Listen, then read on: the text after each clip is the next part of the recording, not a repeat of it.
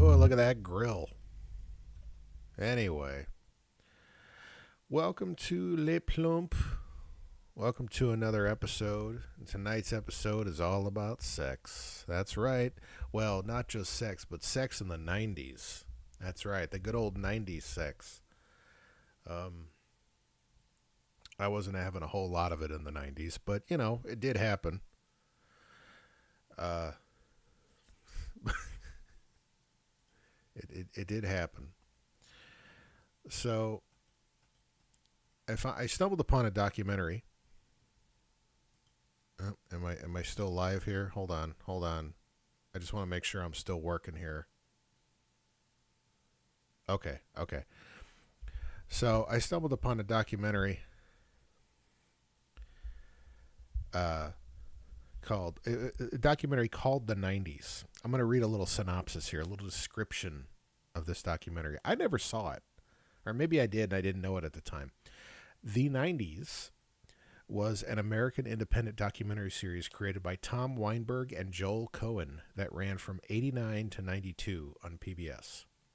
The show generated an audience of 25 million, and PBS aired it on 160 stations at its national primetime peak. The show included politics, talk segments, and interviews.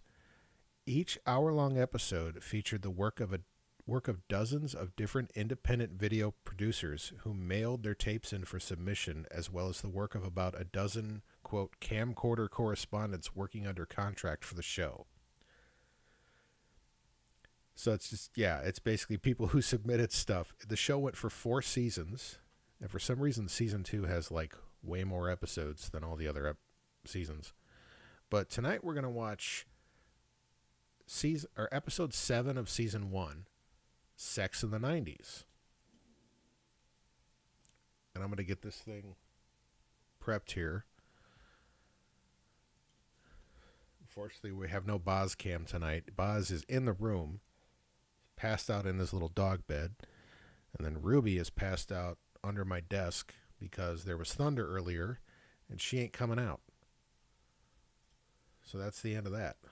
So I'm going to boost the volume on this in here. We'll switch over the screens. The monitor. There we go. Oh, hold on. I need to adjust some things. There we go. All right. Let's do this.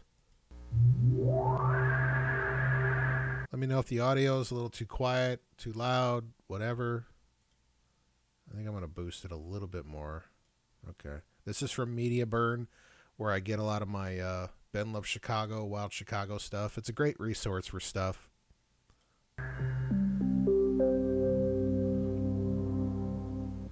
All right, now, Nolan, sex is your business practically, and prophylactics and vending machines is definitely your business. What are some of these items that are inside the machines? Well, let's start out with the condoms. Here we have a sheath, which is just your plain old straight wall condom, lubricated. And then we have the cousin here, which is the same thing, the sheath, only it has bumps along the side of the wall, which is another big seller. Bumped for her pleasure. And then we have the granddaddy of them all, the French Tickler. And that is a usable condom nowadays.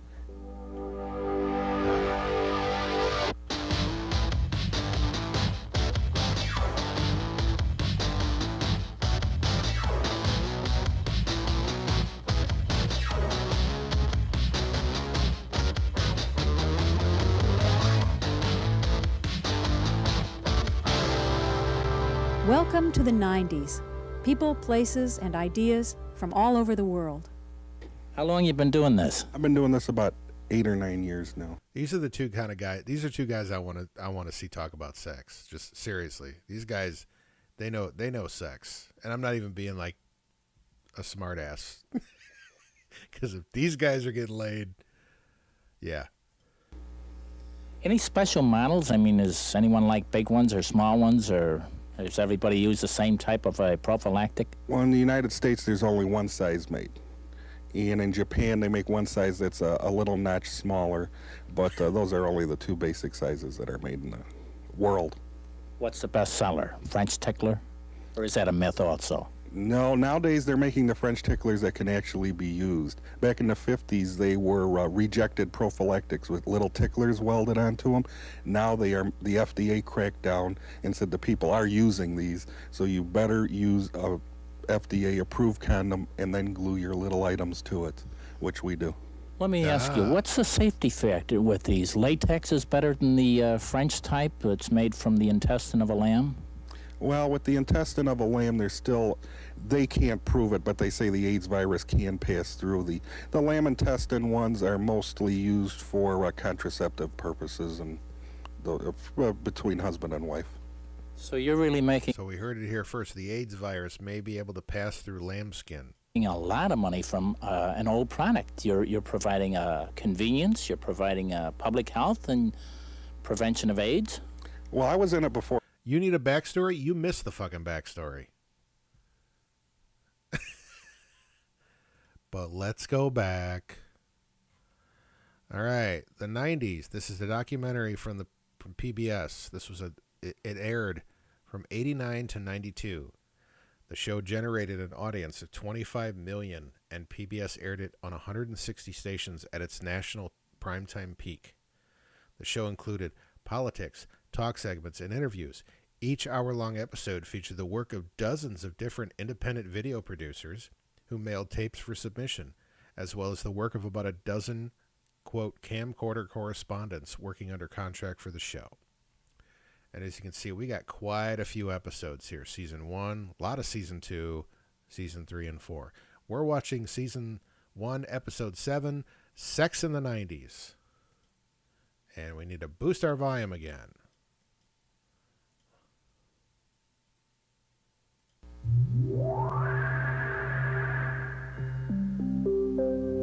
No, I'm going to skip ahead. Prophylactics with little ticklers welded onto them. Now the FDA cracked down and said the people are using these, so you better use a I swear to God, if anybody else jumps in, I'm not doing it again. FDA-approved condom and then glue your little items to it. I swear to God, welded them. Yeah, how do you weld something on a condom? Which we do. Let me ask you, what's the safety factor with these? Latex is better than the French type that's made from the intestine of a lamb? Well, with the intestine of a lamb, they can't prove it, but they say the AIDS virus can pass through. The lamb intestine ones are mostly used for contraceptive purposes and between husband and wife. So you're really making a lot of money from an old product. You're providing convenience, you're providing public health and prevention of AIDS. Well, I was in it before herpes. Now, herpes was pretty good to us, but this AIDS epidemic has really started making us some money. That's a pretty good line. Well, what can I say? Somebody's got to make money off of it. Might as well be me. Business is business, but who are some of the shoppers you have nowadays that you didn't have maybe? Now satisfy yourself with Stimula. Fantastic move prophylactic with specially textured. We got put color in your sex life with Hawaiian. 20 years ago. Well, how about like 2 years ago? The women never had prophylactics in their restrooms, and now a few of my buddies, there's basically 300 of us in the United States that vend condoms, and about half of us are putting our older machines like this in the ladies' room because they're a little gentler on the machines, although they do write worse stuff than the guys do on the fronts of the machines. The product inside. Now that's a bit of info I never would have fucking known about. How much has it changed in color, in design? I mean, it slips on and away you go. But what about the design features of the product itself? There's really been no new prophylactics invented in the last 10 or 15 years. About 2 years ago, we had a little bit of trouble with the bumps that they were putting on them that would make the wall a little bit weaker on the prophylactic. Oh. And we kind of all went back to just the plain old straight condom. And then FDA kind of relaxed that a little on their water test and their air test. So then we were able to put the raised spirals, bumps, doodads, and everything else back on there. Doodads back on there. That's good to hear. Any I like me a doodad. difference in color preference, whether it's in the at a Navy base or in a woman's home? The girls love the black as number one, and then they like the reds, the greens, and A girl slept up. Oh, that's good to know. down the line. The guys, it seems, they buy them for the picture. They don't care what's on there. Well, they aren't perfect, but there's a hole in, I would say, about 1 in every 25,000, which you can see when you put it on if you're half sober, so there's no problem there. But they do have shreds and tears, and a lot of guys leave them in their wallet for 2 or 3 years, which is a no-no. Most people should keep their condoms in the refrigerator, which is about the best place for them till they're ready In to the use them. refrigerator? That's right. Come on, Nolan. No, that's what keeps the life to them. What happens? Do you get insulted if people say, what a sleaze business? Maybe 5 or 6 years ago, like I would have all this stuff in my garage and the neighborhood kids would come over, but we just didn't make a big deal out of it. You know, there were condoms and there were gumballs, and I had the machines hanging up. And when the neighbors saw that, you know, the kids came over there, they saw all the condom machines, but they were more talking about the gumball machines, then they kind of decided, well, okay, you know, I guess that guy's not so bad. And we never stressed it. I mean, there'd be French ticklers laying on the ground. The kid would pick them up and say, oh, here, Nolan, this fell out of the machine. They'd hand it to me. I'd put it in the machine. I wouldn't make a big deal out of it, and that's how we're raising our kids. You know, Here's your French tickler back, sir. it's here, it's happening. They might as well know about it, and that's the way I believe in it. Nolan, you're a really interesting guy. Well, thank you. As Groucho Marx used to say, if you can say the magic word, you might win $100. What would the magic word be here? AIDS is the magic word this year. It was herpes. Ladies and gentlemen, the magic word of the night is AIDS. A few years ago, VD before that, but this time it seems to be AIDS is the word. That's a soundbite if I've ever heard one there. What's the magic word for tonight? AIDS.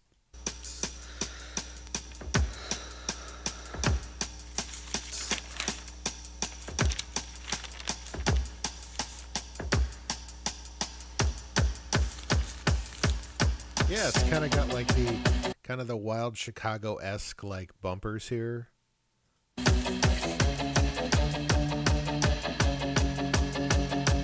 Billig, mollig, willig, 10 bis 22 Uhr, 6 Turmburggasse, linke Wienzeile, Neuübernahme, Mutter mit Tochter, echter Busenbomber, This is very avant-garde. We need to watch this. Tag, Nacht, Privatbesuche, 85, 21, 17, It's very German. It's very Sprockets. Zungenküsse, Französisch, griechische Leiden, Maxergasse 46, 11, Mercedes 230, Baujahr 1977, Schiebedach, Servolenkung, grünes Glas, Gasanlage, 450 SL 1979, Vollausstattung, alles ohne Griechisch, Wien 18, Währinger Gürtel, Lola, Streng, Kammer, Wien 10, Wielandgasse 24, 15, 62, 72, 30, 2 vollbusige Strafskerl, Neuübernahme, Öffne nackt, Traumfigur, Hausbesuche, 35, 66, 81, Wien 20, Wallensteinplatz 8, He said something about a Nazi. 15. Geiles, ohne Service, auf Französisch Wunder.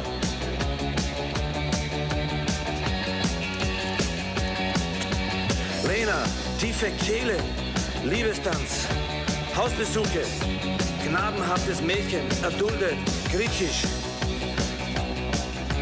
Rund um die Uhr, unten, ohne, Sex in der Stadt.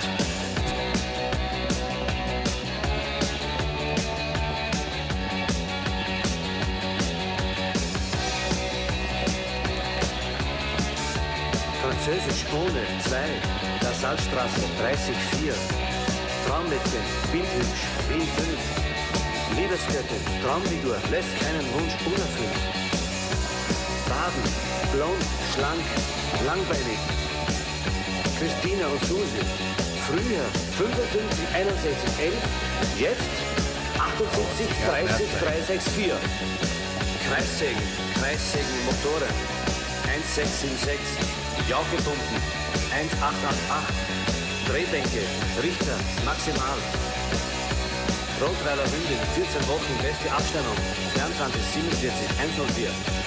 Rotweiler Welpe, 33, Schmuserkästchen, billig, millig, mollig, willig, 10 bis 22 Uhr, 6, Turmburggasse, 47, linke Wienzeile. Sex, Sex, Sex in der Stadt steht in jedem Blatt. Sex in der Stadt steht in jedem Blatt. Sex in der Fucking Germans. Stadt. Sex in der Stadt. Gehst du zum Telefon, steht er dir schon. Sprichst du im Telefon, tropft er dir schon. Im Auto vom Verkehrsbüro, bei der Party auf dem Klo. Sex in der Stadt. Sex in der Stadt. Sex in der Stadt steht in jedem Blatt. Sex in der Stadt steht in jedem Blatt. Sex in der Stadt. Sex in der Stadt ist, was keiner hat. Sex in der Stadt ist, was keiner hat.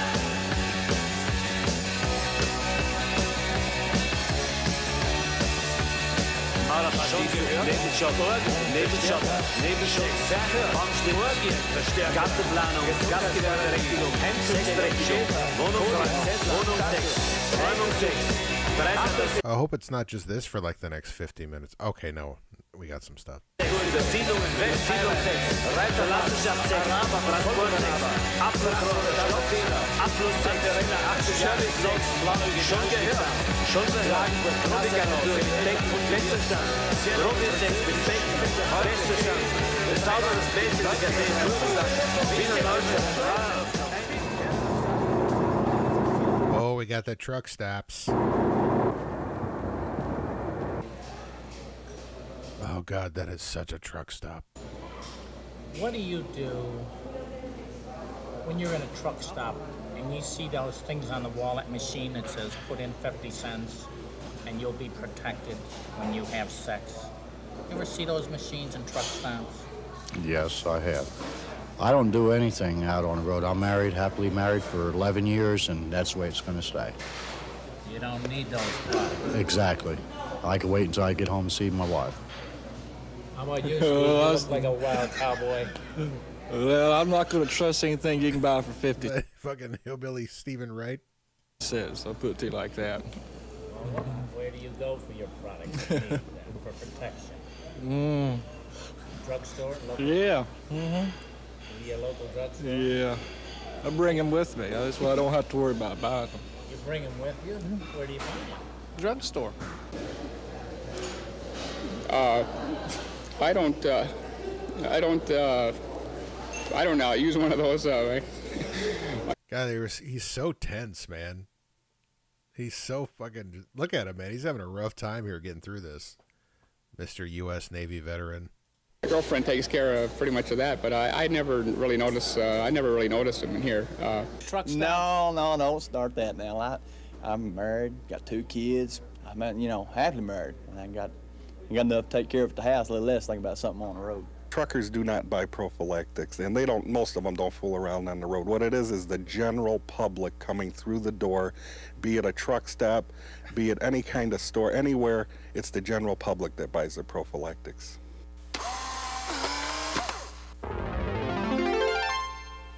When I was a kid, it was a very embarrassing procedure to buy condoms. You'd go into a drugstore and you say, okay, I'll have this Batman comics, I'll have this Mounds candy bar, I'll have this pack of Trojans, and then you go on with your shopping list. Now it's different. Now you see billboards that have huge lettering. Guys that wore these jackets were always they were always sex offenders. That say if you can't say no, use condoms. It's caused a problem though in the Catholic Church because even though they want to prevent AIDS, they don't want a means of artificial birth control used in the process. And so in Rome, especially if they rolled up their sleeves. The research and development people have come up with a theologically correct condom, which has teeny tiny little holes in the reservoir tip of a condom, so that the spermatozoa then have a fighting chance. Is he doing a bit here? However, it means if the spermatozoa can get out, then the AIDS virus can get in. And so it was back to the drawing board, and they've come up with theologically correct condom 2, which has teeny tiny holes in the reservoir tip, but there's also like little feathers and a legend imprinted on the condom that says, wrong way, severe tire damage. Ah, shit, he was doing a bit. Ugh. Ah, this looks like the neighborhood my grandma lived in. You're watching the 90s. I mean, what's doing well on Skid Row? That's an interesting thing. You know, is it like having a real strong box, or having a few secrets in terms of what supermarkets you might be able to go to on a regular basis to get your food? I mean, so it's these sort of like little things that probably create the different structures in Skid Row. You know, the ones who are well off are the ones who have certain information that other people don't have. So what's your sense of where things are going in the 90s for homeless people? Well, they're either going one of two directions. One is that things are going to get tremendously worse. That's what happened. And almost anybody out there has the potential of being one of these homeless people, or else something is going to happen, and people are just going to take certain matters into their own hands. And that also could definitely happen. Demand that our leaders assume some sort of responsibility for this population, and things get cleaned up. I mean, it's going to be one extreme or the other. I don't think it's going to be able to just sustain itself. And just remember, like, if you're a nerd like me, and you're a big fan of Star Trek Deep Space Nine, there's an episode where, like, a bunch of the cast, like, they go, I don't know, it's like one of those time travel episodes. They always do that shit, right? And they go back to the year 2024, September of 2024, and they're in San Francisco, and all the poor homeless people have been cordoned off into a section of San Francisco, and there's a huge riot, and people rise up, and it happened and it was called the Bell Riots, and it happened in September of 2024. So we only got a few more months before everything's cool. A lot of people are going to die, though. So, all right. Hasn't been sustaining itself. I mean, the homeless population is growing tremendously. There's a big difference between the homeless population today from when I first came here in 1982. So it's really up to us what we want to do about it. And it's not something that you're going to be able to hide from, because as everybody probably knows, I mean, I don't think there's anybody out there now that hasn't seen homeless people in their community. Oh man, Skid Row. I like what Skid Row in the 90s was. Right?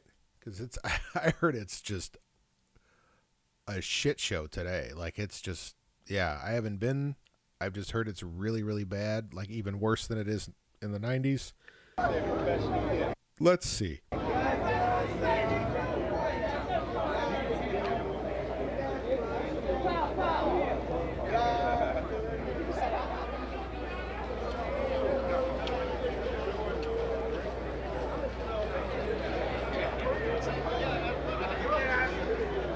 Here's something for all of you comfortable people in those suburban homes and those big widescreen TVs and something. Here's a little something for you to think about. How quickly the good things go. Once there was a good job, fine clothes and diamond rings, houses in the hills, new cars and everything. Trips to the country, parties on Friday night, a life of happiness and joy, one so sunny and bright. Now that your job is gone, and my wife and kids I'll never find, and my life is spent looking for food every day from line to line. My house is made of cardboard, now sitting at the curb, where loneliness, destruction, and dope is the only word. Now old friends, when they see me, they ask, how could this be? What happened to all of the happiness? Dino, why so much misery? Now that is the question that if I could answer, you would know how quickly and how easily all the good things you have can go. What is happening here? They're having a poetry reading, but on our part, we're trying to let people know what's happening on the street. Tell me. And I'm curious to what happened to a lot of these people. I imagine a lot of them didn't meet such kind fates. But, you know, some of them maybe got out of it. I don't know. Poetry and essays and things. This is what that's all about. The subject today is going, actually, it's going to be about everything. I have poetry on games. I have poetry on drugs. I have poetry on general life, love, and what life is about. This is what I write about. I write what I feel in my heart, you know, and I feel what I live. Really? You live down here in... Man, you could... that gap, man, you could fit a lot through that gap. Look at that thing. Woo! LA. Yes, I live down here. I crawled out of a cardboard box a couple of months ago into a room. Okay. Yeah. We did 6 So months down there. I'm one of the homeless people on Skid Row. And I will probably be considered homeless regardless of where I'm at, as long as there's a homeless person on the street, because I am a homeless activist and I'm fighting for the rights of the homeless with all my heart. My feet are sore. The Salvation Army shoes don't fit. The master's degree in philosophy from Harvard curls with damp and yellowed around the rim. Can we eat that? We can't eat that. And I think if I didn't love you, despite my will, despite my want, I would murder you where you sleep, unperturbed by the 7 tons I thought we were talking about sex. semis rumbling over our heads, by the loud blast of our neighbors' radios, their incessant arguments and makings up, and the children, wild-eyed, who leap like rats onto the backs of passerby. Hey, man, a quarter, Lorraine Newman, everyone. Round of applause. and I love you just for the hell of it. Hi everyone. I'm going to read anthropomorphic poems about animals and human beings. This one is called Gail. I didn't realize she was a lobster, and I was something she could eat. Okay, the first poem I want to do for you today is called 8 Reasons Why an Electric Blanket is Better Than a Man. Bullshit! These people don't look very homeless.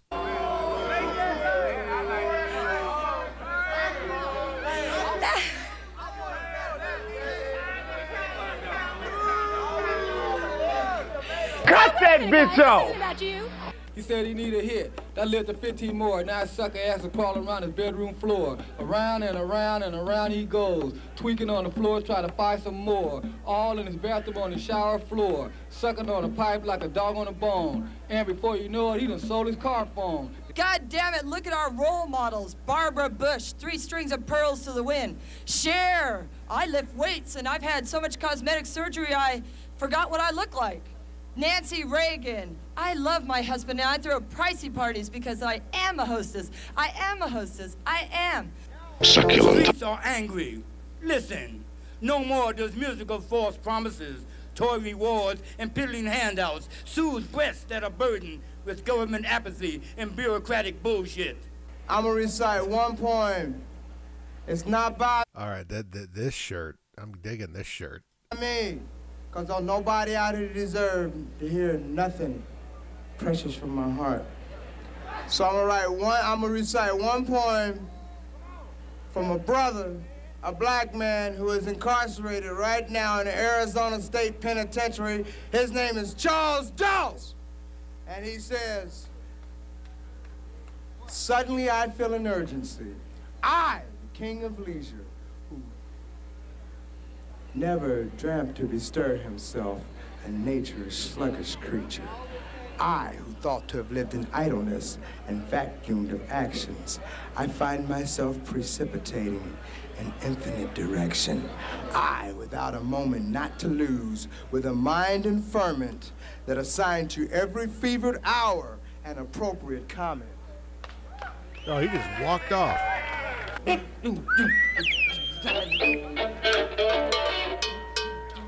Down in the city, shadowed by the steeple, He just by the keeps walking. welfare office, I saw my people. He's walking to his non-existent home. As we were standing, a voice was saying, this land is made for you and me. Hey! The attempt of this project is to be able to provide just one of the elements of life that other people have. This one related to the arts. So even though they don't have permanent places to live or anything like that, life still goes on for them. And they still... Or was that Damon Wayans' character? Was that the guy in the prison? My proboscis has been colostomized by my urethra. Still function, and they still have the same needs as everybody else. So today it's showbiz. Only the difference is, ironically, that the nature of it... Allow me to deputize my uvula. Because of their problems, is much less trivial than the kind of entertainment that most of us are forced to experience.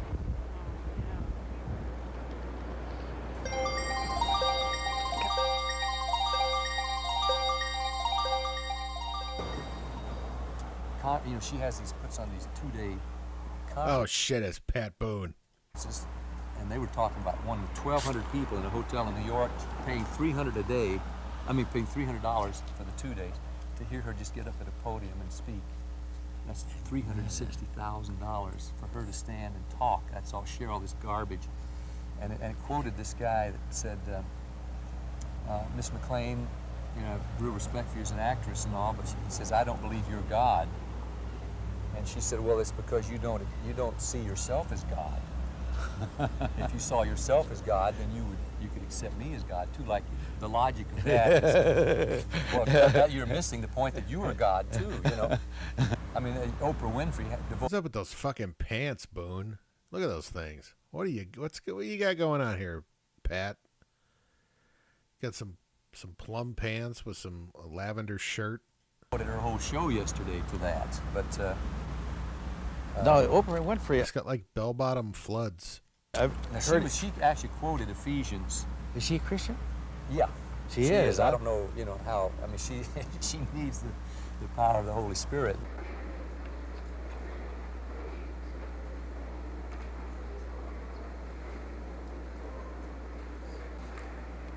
Where's the sex talk?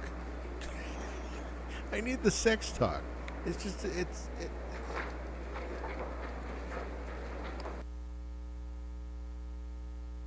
Oh, we're leaving the 20th century.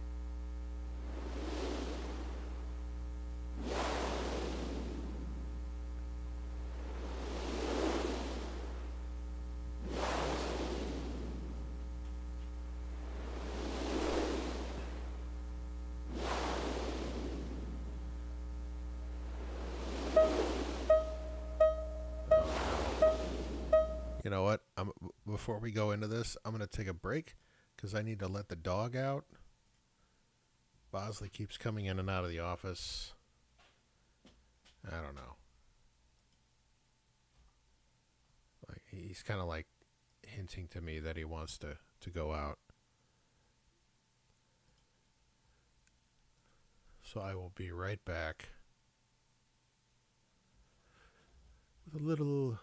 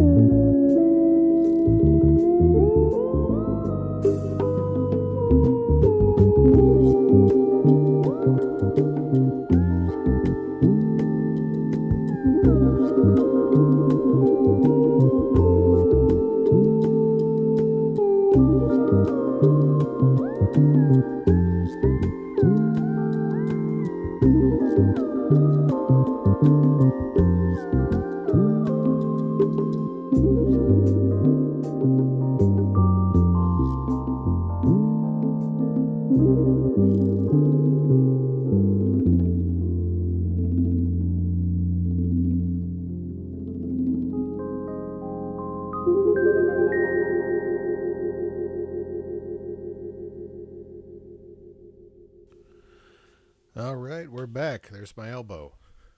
Yeah, we got the Boz cam on. He decided to hop up on the chair. He is not amused whatsoever. Let's go ahead and put him in the corner there. And go back to this fucking shit. Hold on.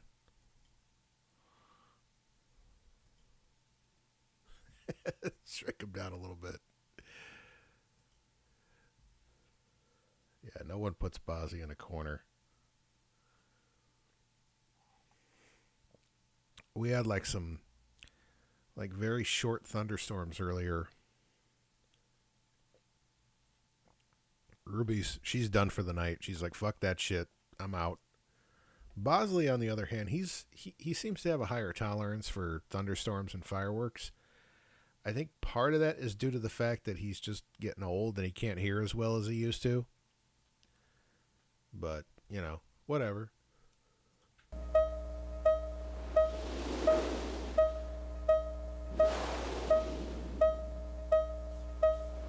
Good morning. It's 6:45 and time for your daily input. In 10 seconds, you will regain partial consciousness.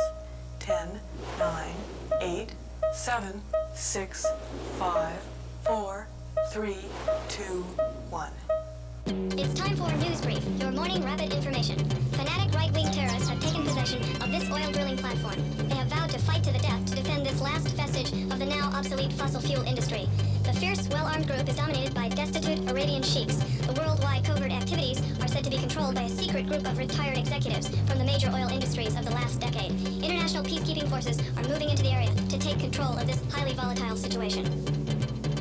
The Secretary of Defense has announced that America's military forces will be represented by the Japanese advertising agency Mikasaki, the hot young Tokyo firm that successfully engineered Generalissimo Roba's surprise coup d'etat in Argentina last spring, winning the highest television ratings ever achieved by a third world political event. If you plan to travel in the Northern Hemisphere, be prepared for extremely high radiation levels that are a result of the number of nuclear accidents.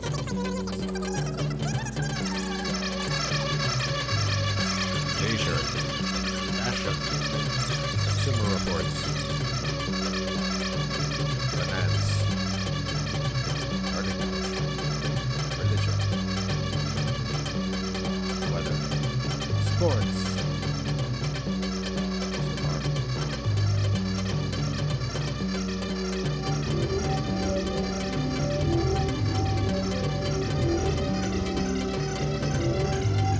I just want to go back to Condom Guy. Can we go back to Condom Guy?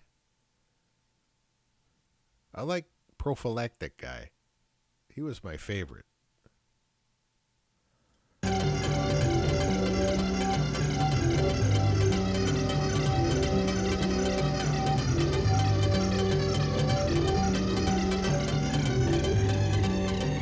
Good morning.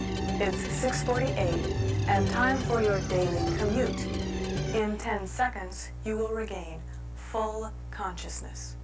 10, 9, 8, 7, 6, 5, 4, 3, 2, 1. This is how I wake up every morning.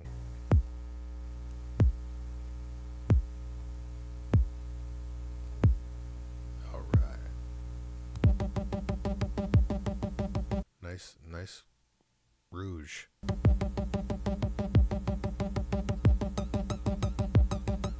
Be calm and relax.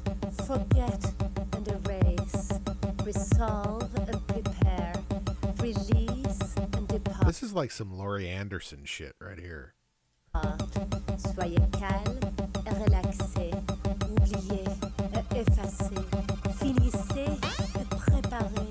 Laissez passer et laissez partir. Sehr ruhig und entspannt. Vergiss und lösch auf. Entschließe und bereite vor. Lass los und geh. Be calm and relax. Forget and erase. Resolve and prepare. Release and depart.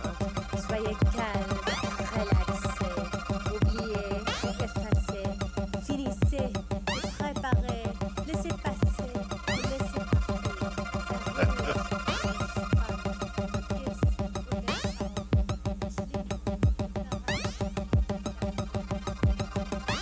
You know this shit. It was on at like 2 a.m. too. Like this was not. It said prime time. Okay, if that's cool if it was on prime time, but this seems like something that was on at like 2 a.m. He left because there was nothing good on television. She left because she couldn't make a simple decision, like where to go for dinner. He left because he was increasingly impatient and hated waiting in line. She left because she was overeducated and the government had just canceled her funding. He left because he was no longer entertained by the current spectacle of post-modern society. She left because she had grown up with no real belief in the future, and she was oddly curious. He left because there was nothing good on television. That's why I leave.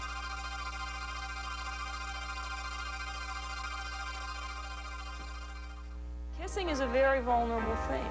You know, I mean, it's not as vulnerable as some things, I guess, but I think as far as sex goes, it's one of the most vulnerable things because you have to give yourself in a way, and you have to be open to the other person. And that's where a person won't open their mouth. It's like they don't trust you. It's like they think, uh-oh, you know, she's going to do something gross to me. That's how I always feel. I taught a boy to French kiss, if I remember right. I was at a party.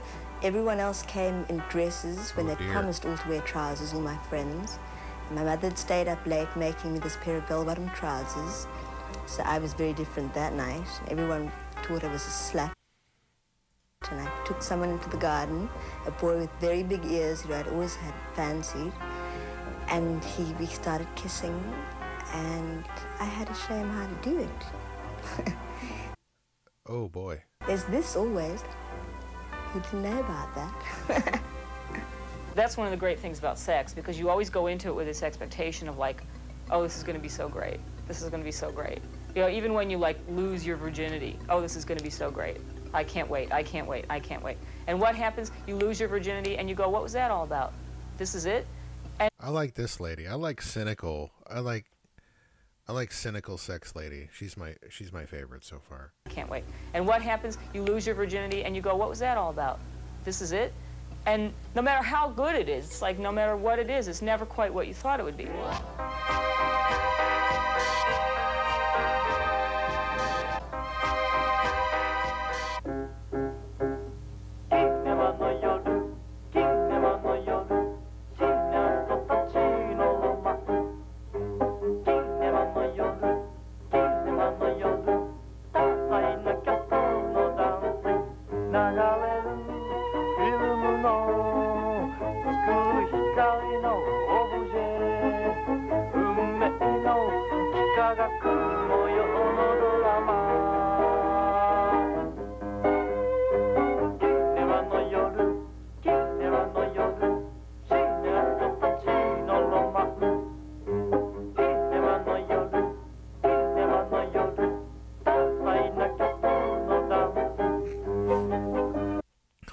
Mickey Mouse. Mickey Mouse.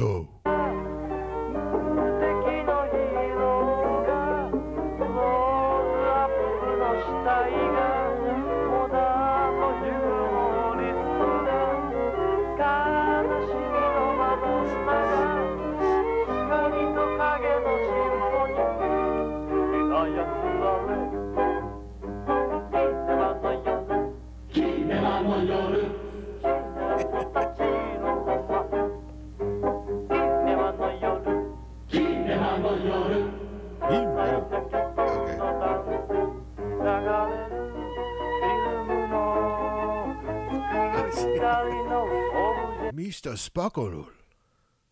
Awesome power. Bosley is disrespectful to dirt. Can you not see that he is serious? Clearly.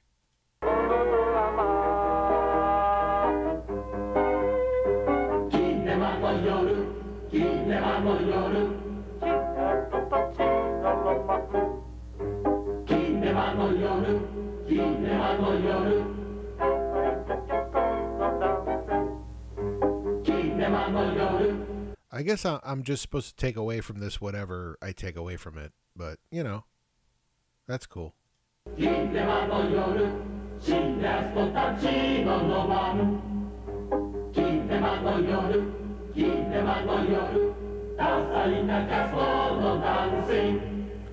Hello, American Investor. All right.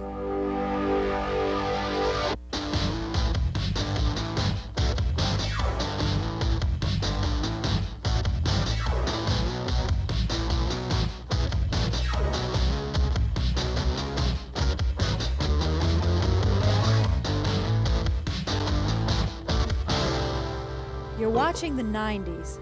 People, places, and ideas from all over the world.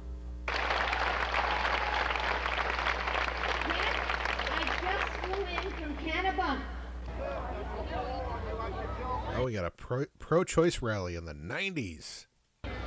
I myself have never really seen quite so many white people coming out for pro-choice today. Vote libertarian, pro-choice on everything. Yeah. Libertarian in the 90s is not this. I don't know. Like libertarians now are just, yeah. They're basically people with the mentality of like a 14-year-old that lives with their dad. But maybe back then it was different. I don't know. Libertarian, pro-choice on everything. That makes it easy. Like a 14-year-old white kid that lives in the suburbs with her dad. That's your average libertarian now. Easy?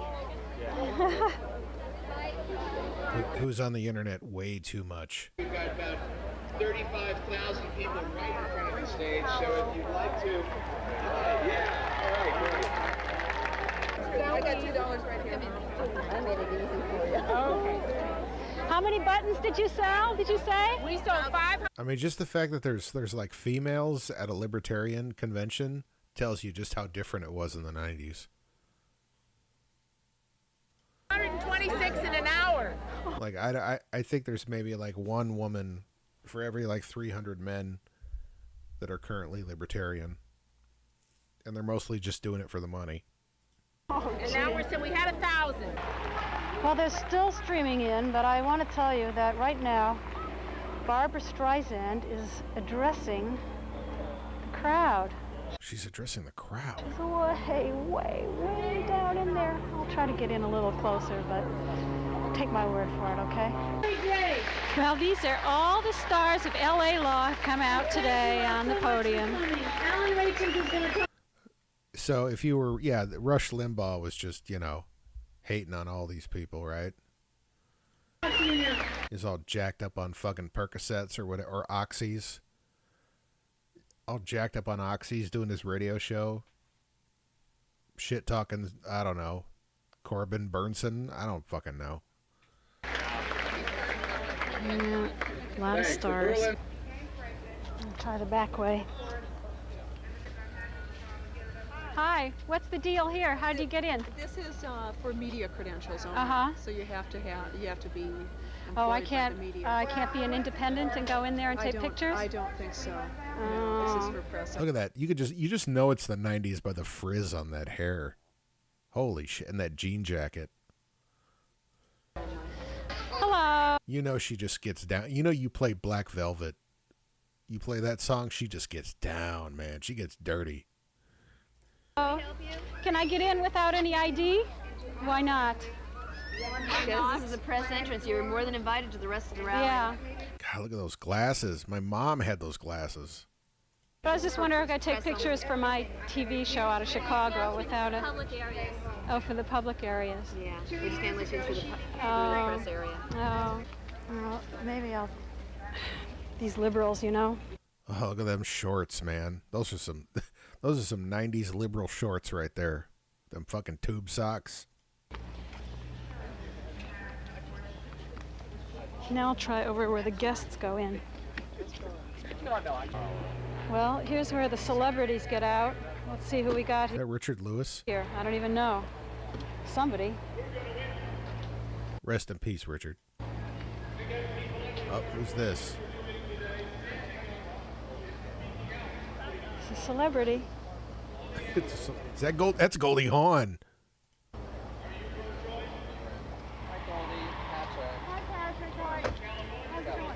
Good, really good. You can just Fucking just side note. Goldie Hawn had a great ass. right this way. Goldie, what? Fucking Kurt Russell, man. I think even to this day, Kurt Russell's like, holy shit, I'm banging Goldie Hawn. What's happening in the 90s with the pro-choice? Oh, we're gonna win. She says we're gonna win. Well. Oh well. Okay. The rules. That's it. Can I appeal to you as a woman? No. It's equal opportunity. Everybody. Oh, equal opportunity. Well, okay, they're not letting it. Yeah, we were not gonna win. They would take pictures. Please. Okay. The Okay. press Okay. entrance is down there. If you have Okay. a pass, you can go there. Otherwise, behind the yellow tape, please. Okay, behind the yellow tape. It's you know what it is though? Like it seems so passive. Like 90s liberals, they're so like, now I understand why even the liberals of today are like far more aggressive. Because this is what they fucking had. This was their predecessors. These lame milquetoast shit bitches. Did I just say shit bitches? Okay. Are you waiting here to see celebrities? No? No, I'm waiting to find out when somebody's going to find out when Jesse Jackson's on the street. Oh, great. Why, are you waiting to see celebrities? No, I just was, So wondering who's that Yeah, signing clipboards. Ugh. celebrity? Goldie Hawn. How does Just she by look? chance. She looks... I like her reaction to Goldie Hawn. Okay. That celebrity. Goldie Hawn. How does Just she by look? chance. She looks beautiful. Without makeup? She had makeup, though. Don't worry. She had that Edward G. Robinson look there. So what does she do? She pops in, she goes, she says, I'm Goldie Hawn, I approach her, boom, That's out. right. That's right. She just lends her image to it. That's okay. Yeah. It makes a lot of people come. Uh-huh. They can't see her, though. I don't even know where the sweetest platform is. Yeah, you can't see it from the front at all anymore. Did you come to see Jesse? Here, yeah. Uh-huh. Basically. Uh-huh. And if I'm not mistaken, like Kurt Russell's like he's kind of conservative, but he's not like an asshole about it. Like he just kind of, at the same time, he's like, yeah, I'm a working actor. I take work when I can get it. And I don't let my personal politics, influence it too much. I don't know. I love Kurt. Kurt Russell can do no wrong as far as, yeah, I can't not like Kurt Russell. I'm sorry. He gets a pass. But he isn't here. He's not here yet? I don't think so. But he'll probably come in this entrance. This is where they're all because bringing this them. is where they come. Yeah. Leonard. Leonard. Oh, it's Nimoy. Oh. Leonard, how's pro-choice in the 90s? What's happening? Oh, he says it's great. Well, I don't think that people have too much to say, you know? It's either yes or no. I'm very proud. Well, Oh, look at all those 90s shorts. that's Frank Zappa. Oh, Zappa's there. See him in there? Zappa was kind of like one of those 90s libertarian types, wasn't he?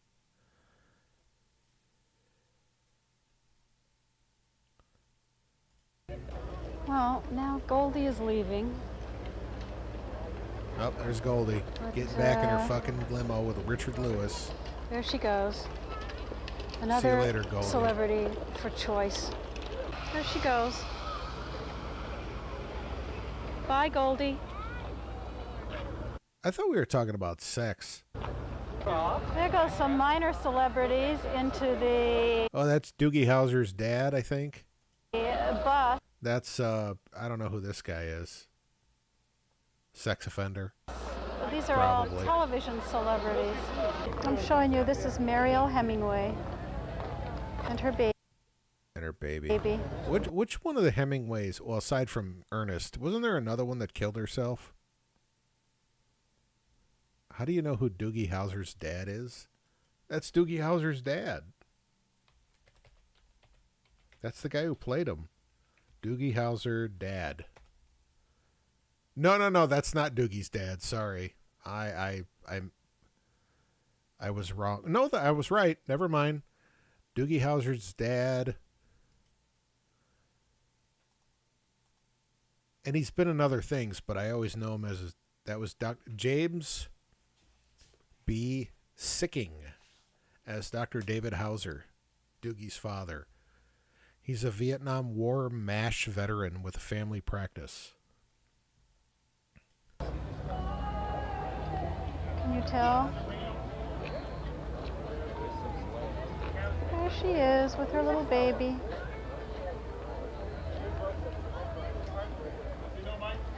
See, everybody. Don't like the Hemingways have like a bad habit of like offing themselves all the time. Comes. All right. Now, panning from Mariel, we're going to catch Jesse Jackson's limo leaving. Is this it? Do we have the cast of Cop Rock here? Is this good TV or what? Yeah, see you later, Goldie. See, this is the 90s. This was back when if you were a celebrity, you could just show up and people were like, "Oh," and they would just applaud you and praise you, even though you didn't do a fucking thing.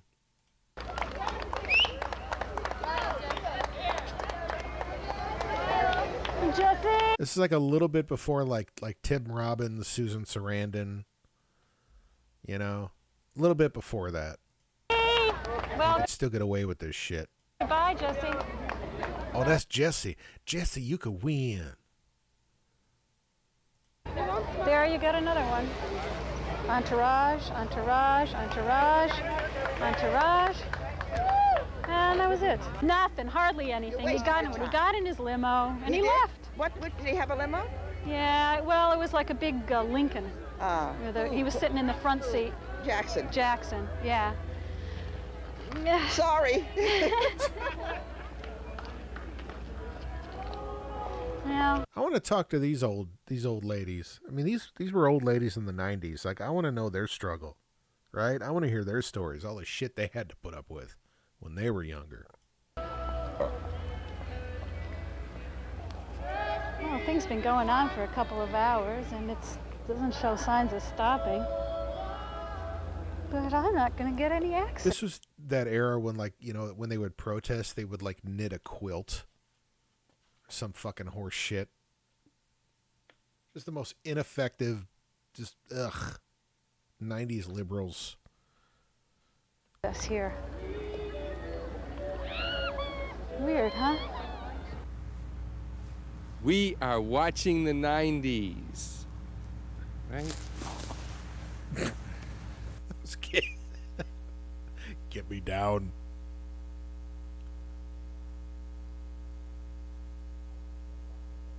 I want sex. I used to think I was bisexual. My shrink thinks I should either be straight or gay. Sex isn't that important to me. You know what? Wearing a fucking jacket with no shirt underneath, that pretty much signifies a bisexual as far as I'm concerned. He's a bisexual that really prefers not to have sex with men for the most part. Or is it? I think I am good sexually. I guess sometimes I think I have little sexual problems. It's hard for me to take a long time to come. Men can come fast almost out of hostility or out of not caring. There's some men who are great lovers. Most of them are not. Having a relationship with a woman, sexually, I think. I agree. That there's nothing like it. And if that someone loves you, it's incredible. Have I convinced you? Kiss me.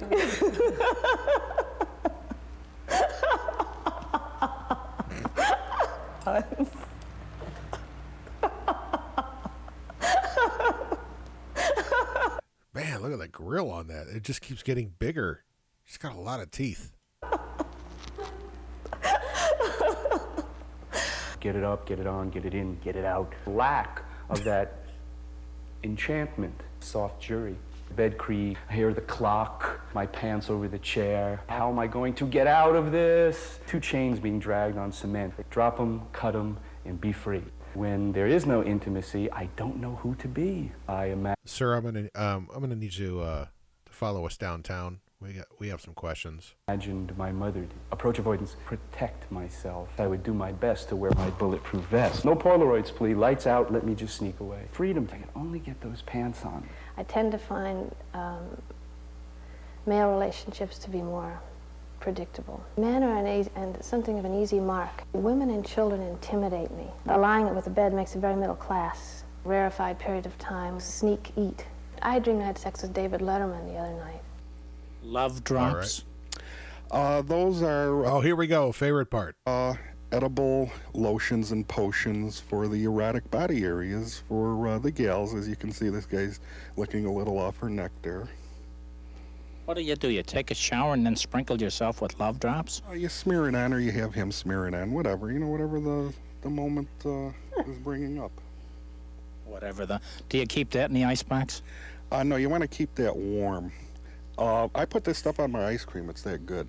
So I will guarantee I make shakes out of it also, because we can get it in bulk. And the wild. I just want 2 hours of this shit. I just want 2 hours of this guy interviewing this guy. That's all I want. Strawberry is just great for a shake. So I will say it does taste good. Come on, you're putting me on. This is too weird. I tell you, we put it on our ice cream and we make shakes out of it. That's how good it is. I was wondering what women today do about birth control. It seems like I want the raw footage of all of that. Maxie Cohen, lucky enough to have to worry. It's been a long time since I've had to worry about it. Now I'm lucky enough to have to deal with it with a man who, unluckily, doesn't want to deal with it at all. So I asked my friends what they did about birth control. I worry about it a lot, and I use Not with that dress.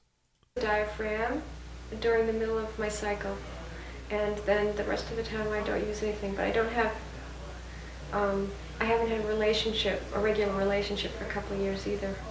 It's changed with history, culminating in pregnancy. Champagne. Lots of it. What kind of birth control you use? What kind of birth? Lots of it. What kind of birth control you use? Abstinence. For birth control, I'm using pill, but I'm not satisfied with it. Ask my partner what she does for birth control and respond appropriately.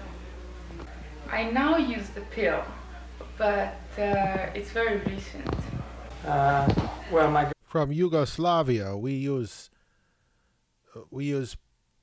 plastic bag. We find on the ground. Pill, but it's very recent. My girlfriend gets the pill, takes the pills. So. Right, I'm a married woman with a 2-year-old. And I use condoms because I have a diaphragm and I think it's really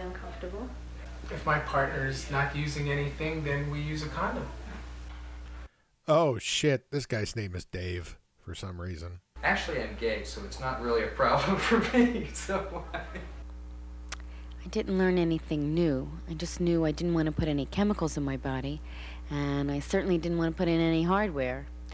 Then my friend Sherry told me about the spot that she hits on the guy that she's with, so that he doesn't. Anyway, she said, look, go to the bookstore and get this specific book and, like, know nothing, easy birth control. So I went to the bookstore. Somebody told me about this book, and I can't remember the name of the author, and he explains how you can stop a man from coming, so, like, the orgasm goes back into his body and he doesn't come. Do you know exactly which book? Come here, I have to ask you. Yeah, I'm curious about this one, too. Do you know exactly? We're being filmed, and it's a very interesting question that I have for you. Do you know exactly which book it is that tells a man how to stop himself from coming? Yeah, sure. There's a number of books that we have on Taoist yoga that deal with the issue of semen retention, you know, in male sexual practice. It's actually one of the ideals in Taoism, you know. There's one called, well, actually all of Mantak Chia's books. Up in your taint, it just kind of blocks the flow, and then you let it go, and it just, yeah, it's like a rocket. Deal with this issue. Cultivating female sexuality. There's a companion volume to Cultivating Female Sexuality called Cultivating Male Sexuality. And traditionally in Taoist sexual practice, it's totally the contrary as it's viewed in like an American or Western terms of sexuality. In Western, yeah, this guy's a bookstore guy. You don't want to get to know that. It's like you want to know what he knows, but you don't want to get too close to him either. Like, you always got to keep him at arm's length. Anybody with glasses like that, keep him at arm's length. System or way of thinking, men are encouraged to have ejaculation when they have sex, right? It's like they're expected to. It's like you haven't had successful sex if you don't blow your load, as they say. And it's totally to the contrary in the Taoist or the Hindu tantric ideal. It's that's very, very dangerous, actually. It's debilitating to your divine immortal soul and to your physical constitution to lose your semen too often. Supposedly when you're at Now, see, I've heard that, like, I've heard actually the exact opposite. I've heard that, like, one of the ways to reduce your risk of prostate cancer is to ejaculate at least 21 times a month. If you do it, if you bust a nut at least 21 times a month, that will decrease your risk for prostate cancer. different state of vitality, young men, it's okay, to have a certain amount of release, but for certain people, it's actually definitely strongly contraindicated. So, the Jewel and the Lotus, that's another book that deals with... Which book tells you how to do it? This is it. I'm going to find out all about it. Okay. Thanks. You going to put it in a bag for me? So I got this book, The Tao of Sexology, the Book of Infinite Wisdom. That's what we all want. And I'm going to read to you what I found out, because you might need to know this also. Okay, here we go. The $1 million point. Injaculation versus ejaculation. Oh, boy.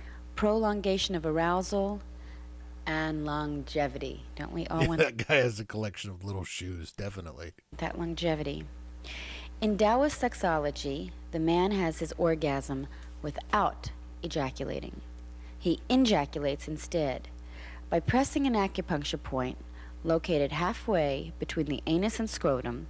The ejaculation can be reversed into an improved orgasm, and the semen is recycled from the full prostate and reabsorbed into the blood. That doesn't sound right. The $1 million point. Injaculation versus ejaculation. Prolongation of arousal and longevity. Why I need to do that in front of the camera? Oh. Do it with them eyebrows. You ain't getting no ass. Next one to that, and the other shoot. Well, I thought this was part of my exploration. So the first part I shot was in the bookstore. So this is the second part. And then there's a third part. Well, I don't know if that would work. So like this is like a collection of people that have submitted tapes that they've just spliced together into an episode. What is the third part? You want? So we got Unibrow guy who's clearly banging this chick, and I don't know. That we practice it in front of camera. That's the third part. I don't know. Is that what you want to do?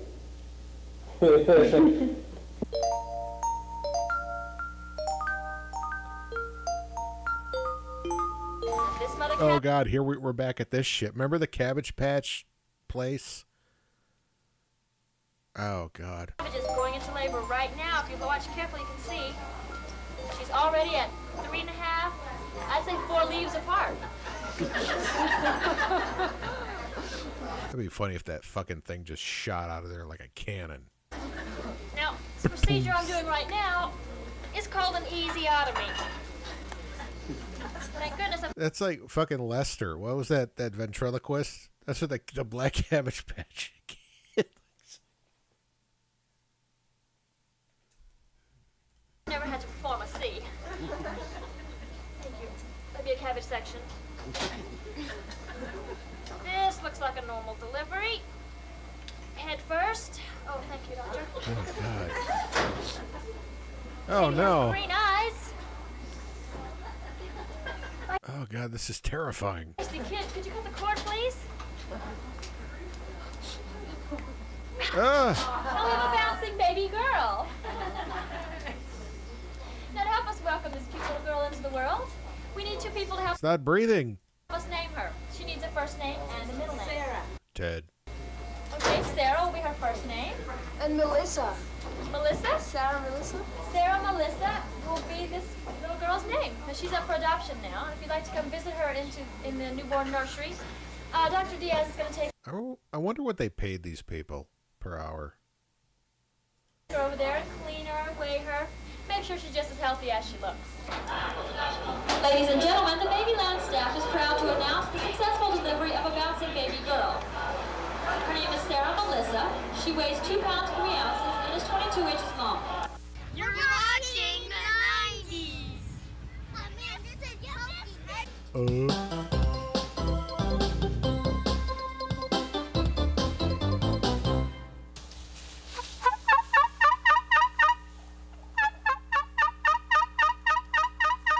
Ben Lee, the In turkey. order to call wild turkeys, you have to sound just like a wild turkey.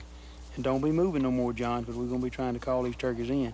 We'll just be sitting here calling and listening for them to hear them walking in the leaves. Now let me do a little more calling.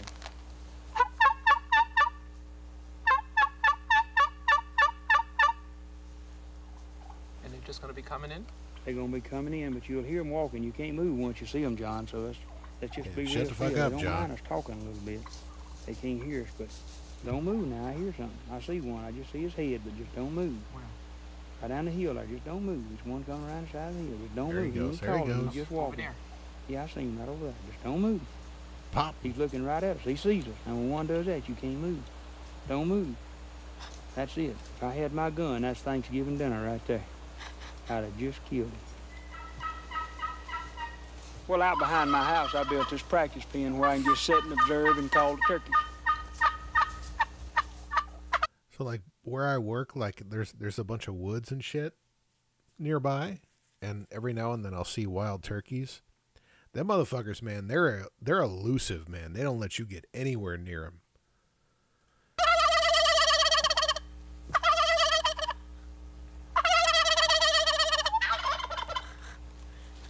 As you bested.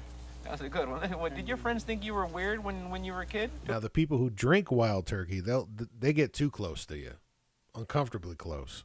Ooh, did they think I was weird? I've been called bad names before. I used to go to work every day where I was working as a janitor, and I'd call 8 hours a day. I'd just drive everybody nuts on the shift. I was practicing. Without that? Practicing.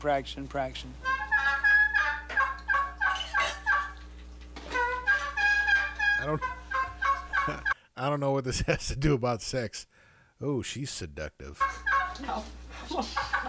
How long has this been going on? Every year around this time it gets terrible. Does he ever stop?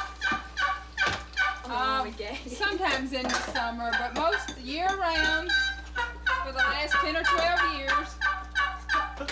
Well, I've won just about every championship in the country in turkey calling. I won state contest. I won the Southern Open, the Southeastern 2 or 3 times. I won the National 3 times in a row, and they retired me from that. This guy slaughters some. Look at this shit. Look at this. Man, it's like genocide.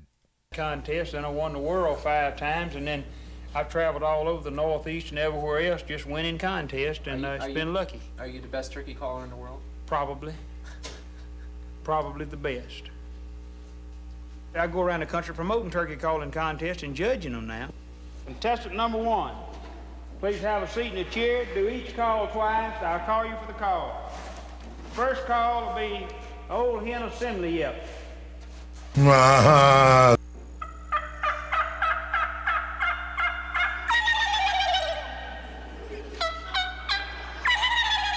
The fuck is that?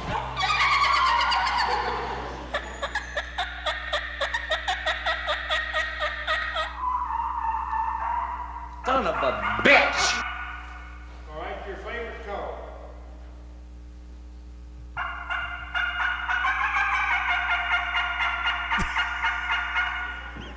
Our grand champion turkey caller, number 5, with a score of 162.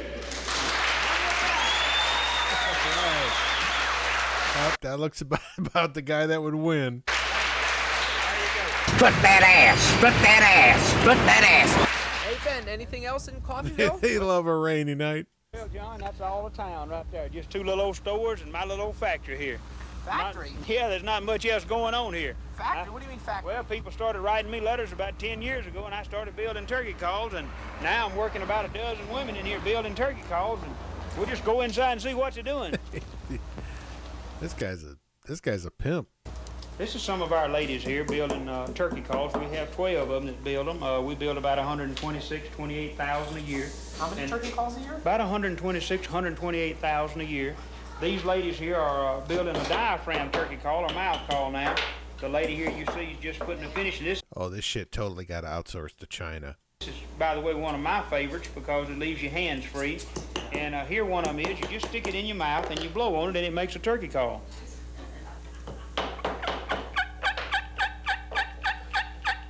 What's this? Orders that's been sent out. All of them? Right. Uh-huh. This is a pretty good order right here. It's going to Mobile. It's 36 old hens, 36 mouth calls, 36 double pros, 36 triples, super hens, tall turkey tails, spring turkey hunts, just all kind of stuff. And look at all these, man. Holy Well, John, as you can see. Oh, 2 seasoned gobblers, man. That's my favorite kind of. Yeah. That's hot.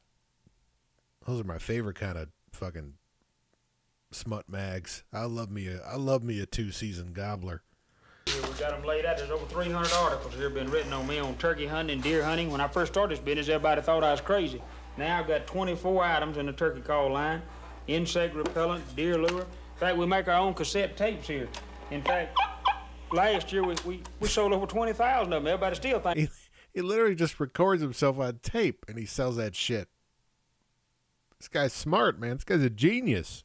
Thinks I'm crazy, but I just laugh all the way to the bank. That's the fun part about it. Yeah, he probably retired off this shit for sure. All right, you guys having fun yet? All right. Oh, there's your girl, Jay. Okay, the first poem I want to do for you today is called 8 Reasons Why an Electric Blanket is Better Than a Man. Well, now we get to hear it.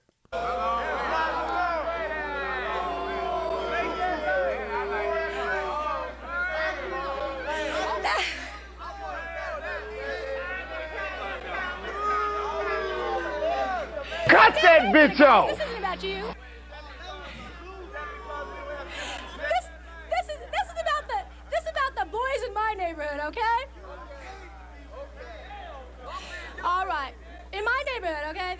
my neighborhood. And they're not as much fun as you guys out here, okay? This is why I wrote this poem.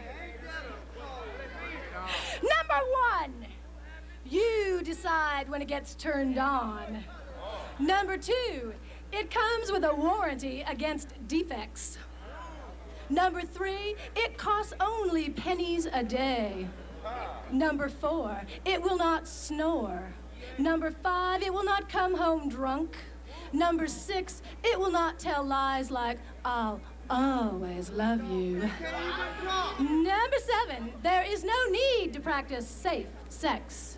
And number 8, if it gets too hot, you just turn it off. Hi, I'm Kathy Georges, and I'm going to be publishing a newsletter of all poetry from people who are homeless. So if you have any contributions, then let's talk afterwards. This is poetry. Yes. Change of rank. I'm still waiting for the day when a mysterious man will approach me and say, Kathy, you are perfect.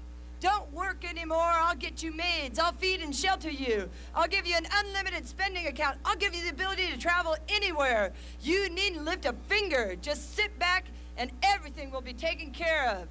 In the old days, that person was called a husband. Today, he's called a hustler. That's right. Speak it. Dave looked toward the sky and sighed, I love women. Good to see you. What's going on?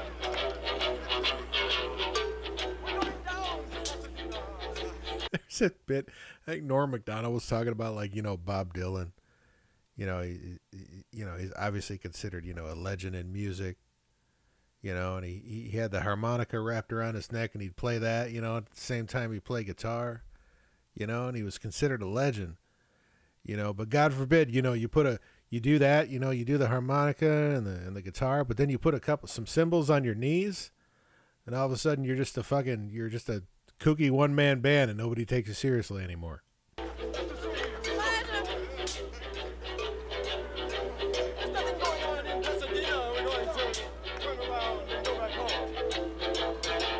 Hey, look, it's Esteban, the early years.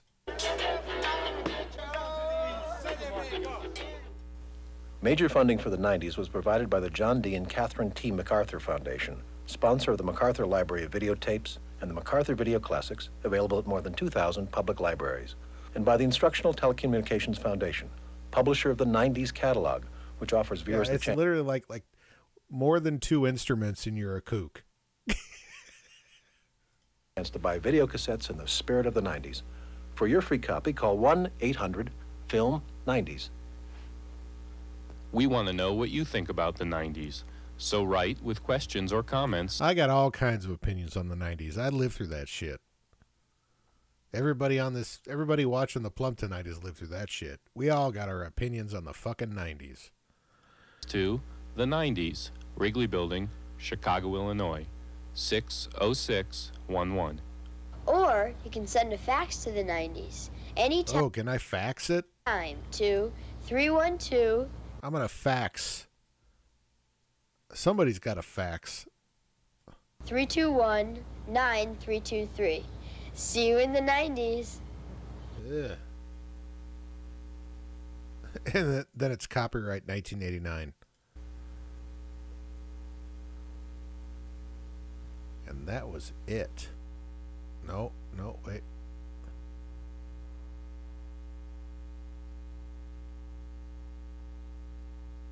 "30-second promo to follow."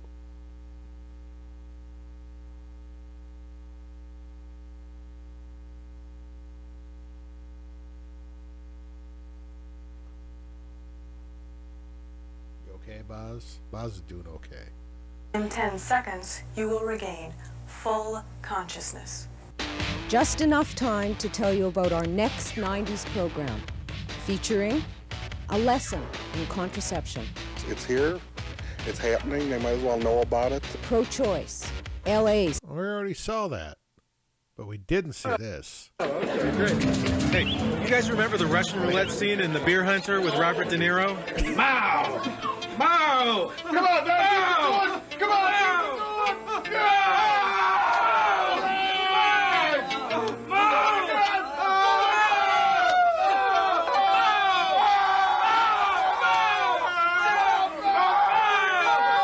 Beer can collectors out there, how do they get in touch? If you want any information about beer can collecting or Breweryana, call 708-665-0747. You look happy. I am happy. I'm a beer can collector. Wait, I didn't get the whole video of that. Where is it? Here it is. Yeah, here's the whole video of that.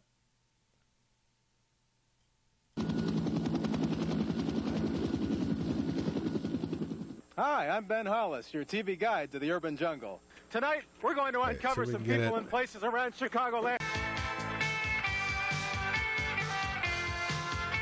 This is a beer can trade session, and what we're doing is trading cans. And you're the president right now? Yeah, right now I am. Yeah. Well, how about this? Can you give me a little history of beer cans? And I can. First beer can was made in Maywood, Illinois, 1935. Sold in Richmond, Virginia, January 24th, 1935. What was the brand? Kruger Cream Ale of Newark, New Jersey.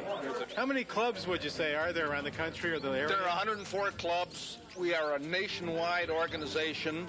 First beer can opener was invented by a Chicago company also. Vaughn Manufacturing, which is still in business on the west side.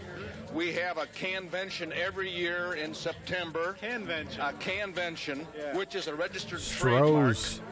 What would be a price range of different beer cans from the rarest to the everyday? Well, I've heard of cans going for like $3,000 for like, one, they had like 2 or 3 cans, only known of, so. Yeah. How important is what's inside the can? It has no importance whatsoever. What's your favorite beer? Meisterbrow. Old style. Schlitz malt liquor. Meisterbrow? Schlitz malt liquor? Ugh, Old Style. Fuck, I'm sorry. I know Old Style's regional, but I fucking hate Old Style. Strohs, of course. Miller Lite. I tend to like Budweiser myself. Well, this is like the pre-craft beer era, so, yeah. Hey, I'm not much of a beer drinker. Really? I mean, it's not just beer cans; it's other stuff too. Well, no, we're pretty, inclusive of Breweryana. Yeah. Mugs, trays, matchbook covers, you name it. And, anything to do with beer, we collect. What do you want for those? $3. What a deal! You okay, Boz? All right, buddy.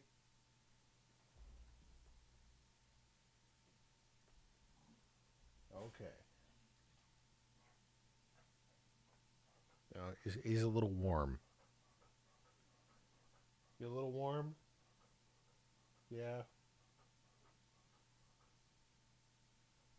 Okay. Yeah, why don't you jump down there, cool off a bit. There you go.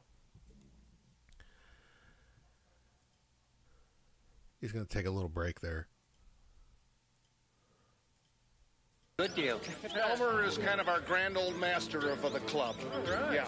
Yeah, he is now running for the Hall of Fame at the National Convention in New Jersey. Do they go through garbage and stuff, or where do they find these things? Well, a lot of people dump for Oh, this girl could knock him back for sure. them. They'll go to garbage dumps and dig up cans and find the snakes and everything else that goes with them. But a lot of people will go to abandoned buildings and What was that? dig the wall. Oh, I can't skip back on these videos. Wait, is it Vertel's 92 lager beer or Ortel's? In buildings and dig the walls out and see if they can find anything. Really? It's an obsession. Yeah. Oh, yeah, with a lot of people. Oh, okay, great. Hey, you guys remember the Russian roulette scene in The Beer Hunter with Robert De Niro? Mao! Mao! Come on, man! Come on!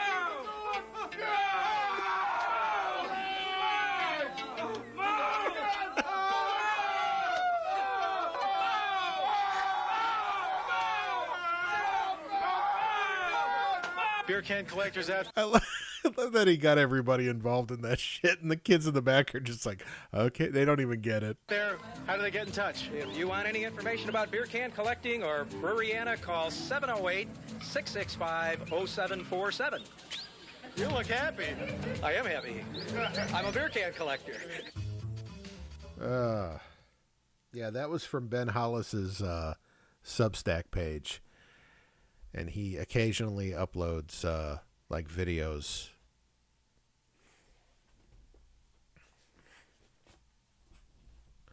It's pretty good. You got to pay money to get like the good shit, which I'm not quite there yet. So all right, we're going to take another break. Let me find a bumper here. Take another break, and we'll be right back. Is Buddy still with us? I don't know. Buddy might have passed out again. Buddy still with us? I know we lose him. He's got to get up early. He might be loving the rainy night. I don't know. Be right back.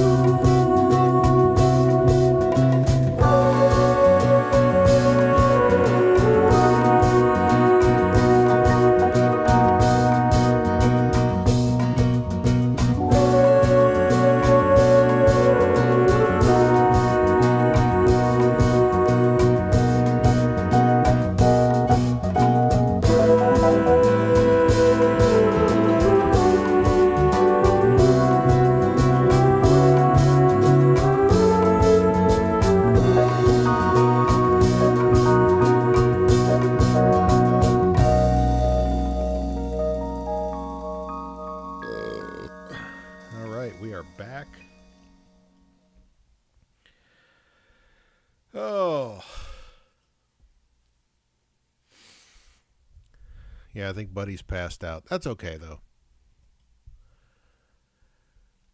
We're all still here. So, how long is this episode here? Doesn't say. It is Half an hour. That's good enough. Another episode of Ben Loves Chicago. We will get through this. You know, I never really watched this, like Wild Chicago, and then like after Ben left the show and the other guys took over, I watched a few of the episodes of that, and I just kind of dropped off. But Ben Loves Chicago is pretty much, it's the same vibe. I love it. You know, I didn't really watch it at the time. It was on the late 90s. And I don't know. I must have just missed it. But I'm glad Ben archived it.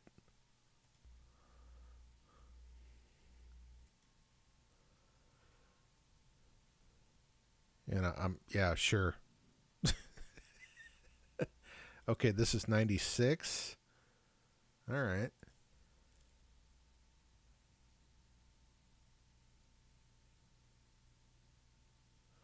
Yep. A lot of... There we go. Ben Loves Chicago. Ben Loves Chicago. Ben Loves Chicago. Tonight, Family Pets Get Religion, the debut of Instant Talk Show, and I Sleep Over at the Firehouse. Ben Loves Chicago. Whoa! It's a new season, but you know what? I'm a little shaggy, don't you think? Oh, but hey, there's a barber shop right here. What do you know? Plop, plop. There it goes. Boy, your dimples stick out now. I hope this won't change our relationship. Copper, Copper, the Lord bless you and keep you, oh good doggy. A church service for dogs and cats? That's not all. It's the annual Blessing of the Pets at St. Joseph's Church, Southport in Belden, just west of DePaul University in Chicago. Hello, Father. Good to see you. How are you? Good to see you, thanks. Tell us what's going on here. Well, in a few minutes, we'll have about 150, hopefully, dogs and cats, and we have some mice, I see, and other creatures coming, and bring them up one at a time for a special blessing. Thank God for the gift of all the love they provide for us in our lives. Today's the feast of St. Francis of Assisi. He was the one that really saw the pets and animals as reflections of God's love for us, so we honor him today. Hello. What's this one's name? This is Rosie. Rosie. Yes. And what? I think it's safe to say all these animals are now dead. That's okay. You know, circle of life. Glad I brought it up. What kind of a snake is that? It's a boa. Has she done anything that she's going to need absolution for? No. Is there anything in the scripture that's... Well, there was that one thing with Richard Gere, and yeah. Tells us that Jesus had a pet, or... There wasn't, but I'm sure when he was walking through the streets of Galilee, if there was a hungry animal or something, he would have something for him. This is Flopsy. Say hello, Flopsy. If she could confess anything, would she have anything to say, you think? No, she's a good girl. You're a dirty slut, lady. This is our kitty Goose. Hi, Goose. Goose has a lot of confessions. Chasing Flopsy all around. He's wanted to have Flopsy for dinner a few times. Have there been any calamities or riots? Just the kind you have to scoop up, no other ones. Who's in charge of that? Of course, the associate pastor, Father Dan. Father Dan. How are you? Good to see you. Good to see you. I'm in charge of scooping. Could you show us then what's on tap here? We've got your basic little dog treats for the dogs in two sizes, small and medium. Combination bunny gerbil and mouse treat. Bird treats. Cat treats over here. And human treats over here. We keep them far away so we don't get confused. Who needs absolution more, you or Dreyfus? Sometimes me. Goose, the Lord bless you and keep you, little Scottish kitty. Yes. This is Flopsy. Flopsy, love you. Flopsy, the Lord bless you. That bunny catches on fire. I am the god of hellfire. You and keep you. Where there is darkness, only light. And where there's sadness, ever joy. Say hi. If trouble could confess, what might she tell us? This is a basic bitch name for a rabbit. I like to sleep in the bird cage. Cat sleeps in the cage and the bird sits on the top. In the beginning, God said, Let the water teem with abundance of living creatures. God created the great sea monsters and all kinds of swimming creatures. Is it possible for a fish? It's amazing how you can just use the Bible to do whatever. To sin? To sin? I don't know. Let's try. Will the pets be taking communion? Not really. For a lot of people, especially elderly, their pets are quite important to them, and for children as well. And it's a way of letting them know that this is very important to us as well. See, this is tough guy. And who's this? Sammy. This is Desi. Who is this little one? Oreo. Here's Sid. Sid! What's your salamander's name? It doesn't have any. You know what dog backwards Figure it out. is this, don't you? There you go. What are you getting there? Could we do Pluto? All right, yes. Pluto looks like he's cast blessing, but we'll give it a try. He needs hair. Dog, and we pray that it stay whole in one piece. Good day, Pluto. Next we have... This is Rosie. Rosie, the Lord bless you and keep you and make sure you never get lost. Okay, Rosie? Thank you. When you know, we just sit down to dinner. We just sit down to dinner and something's happening. Firehouse action coming up next. Down at the BLC. Oh, commercial break here.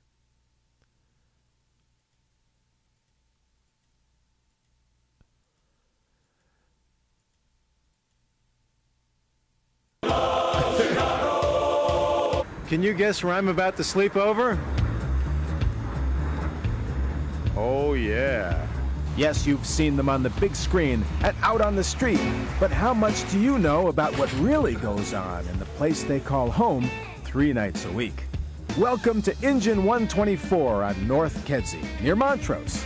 And Battalion Chief Bill Kugelman, a 42-year veteran of the Chicago Fire Department. Is that Reverend Horton Heat?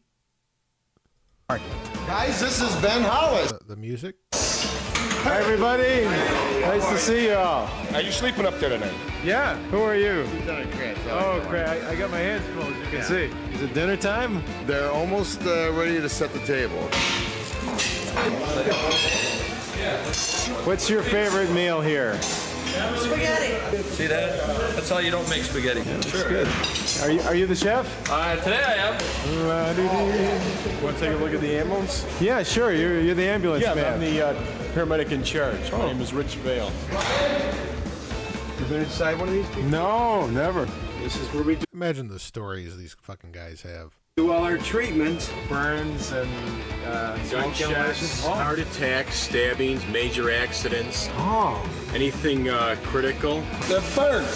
You gotta get those burnt ones out of there. Serve yourself and eat what they put. Who serves the best meal out here in the neighborhood? No comment? No comment. Get the hell out of my kitchen. Have you been here when somebody has expired on the table? Oh, sure. Yeah. Yes. Yeah. What happens then? Do you still go to the hospital? Oh, or? yeah. We start treating them right away. Mm-hmm. We start CPR. We'll put an airway in them. We as paramedics don't have the ability to call or pronounce a person being deceased. Right. So we'll give the patient every possible chance at recovery. We can shock them with these, with the paddles here. Do you really say clear before you do it? We Yes. play to the patient's chest. We say clear. We fire and it right here records their heart. Look at that. Oh, yeah. Sticky spaghetti. That's an action shot. Food in the firehouse is the best in the world. That means there's no heart activity. So when I see that, I'm in trouble. You're a deep weeds. That's right. You're a deep weeds. You bought the farm? Bit the dust, it's over, in trouble. In trouble. That's the best word. That's the best way to put it. You're in trouble. When you know, we just sit down to dinner. We just sit down to dinner and something's happening. Is he coming? Back seat? All right. It would appear this is part of the trauma of a fire, just getting to it, huh? Yeah, it is. It's no pleasure driving it. I've been in this thing all day long. False alarm. You right? Going home. What's it like driving to a fire? It's pretty exciting. Your adrenaline's flowing and you're anticipating what you got and what kind of fire you might have. All these things are going through your head when you're on your way to the fire. How'd you do, Ben? All right. That was a pot of meat. Oh, that's what it was? Yeah, somebody left their supper on the stove. Ask him how many times he mopped the floor. Ask him. So how many See, my father-in-law was a fire chief for Riverdale, Illinois, which is like a south suburb. So this might have been his time. Yeah, this is about right. Like 96, 97, he might have been doing this. times you mop the floor? I mop the floor 1 time a day. Ever since I come to America. He's always bitching. We work 24-hour shifts, 1 day on and 2 days off. I got out of the academy in September and started here. Everybody's got to ask. I don't know. I'm kind of. I got out of the academy. You know what? I'm liking this lady here. She's a real lady. You know, she's a real fucking lady. This lady knows how to do her job. You know. Me in September and started here. Everybody's got to ask you, what's it like living with a bunch of guys like this? Oh, it's fine. Oh, God. No different than college, I guess. It smells like a locker room. I suppose Kim has to use this locker room too. No, yeah, she uses the locker room. She keeps my cage on. Yeah, she's got fucking cocks and balls waving all around her. She don't give a shit. Watching TV in the dark. You still awake? Was that French Stewart on TV? Kim has to use this locker room too. No, yeah, she uses the locker room. She keeps my cage on. Watching TV in the dark. That's French fucking Stewart for some reason. Dark. You still awake? Oh yeah. This is where the men sleep. And our one woman. So what time are you gonna go to bed? It's 10:21. About 10:30. 10:30, 11 o'clock. Hopefully we'll stay in. Will we get through the night without a call? Join us next time when Sleepover at the Firehouse continues. Jay's got one. Dave's got one. Conan's got one. So why shouldn't I have one too? I do! Just like that! It's time for Instant Talk Show! Our debut took place at O'Hare International Airport, Terminal 1. He's going to adjust the shot a little bit. And welcome to the Instant Talk Show, and I'm speaking with Dave. Susan Nance. Dade Thornton. John Myers. Diane. Richard Yu. Chugani, where are you from? I'm from San Francisco, Bay Area. Okay. Were you born there? No, it was about 28 years ago. I came from India. What do you do in Denver? Well, this is about your life, Dave.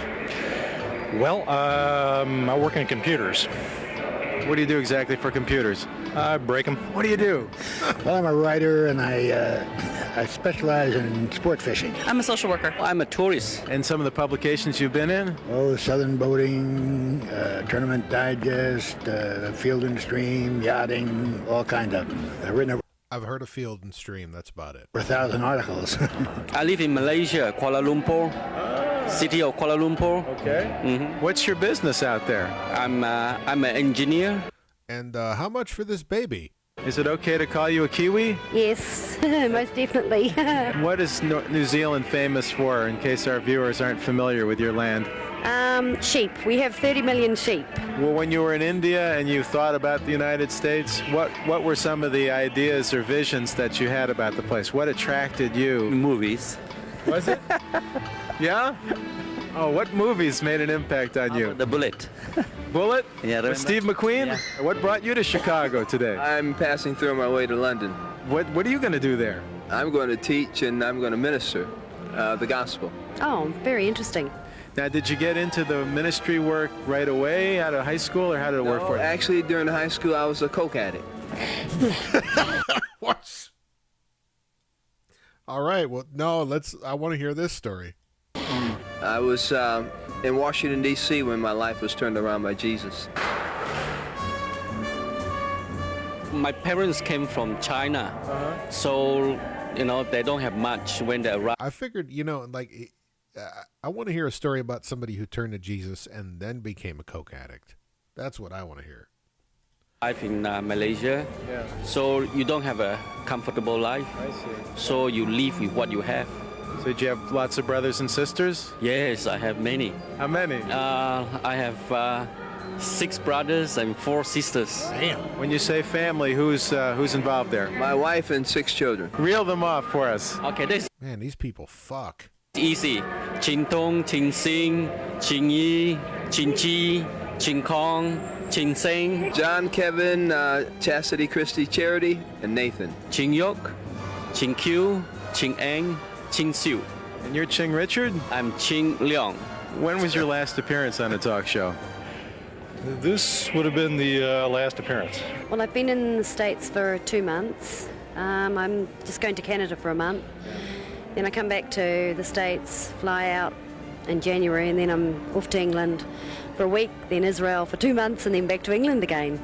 Now, could you take your hat off for a second and show us what you got here? Yeah, I'm a wood carver also. They keep the seagulls off my head. You look pretty good in that hat yourself, I'll tell you. You think so? My husband Ben is here too. You have a Ben in your life? Yes, I do. So when you said Ben loves Chicago, I was going to say my Ben loves Chicago because I'm here. We're back with the Instant Talk Show at United Terminal. Well, I'm going to get on the cruise tomorrow. Carnival Cruise? Yes. Kathy Lee Gifford. I don't know if she's there.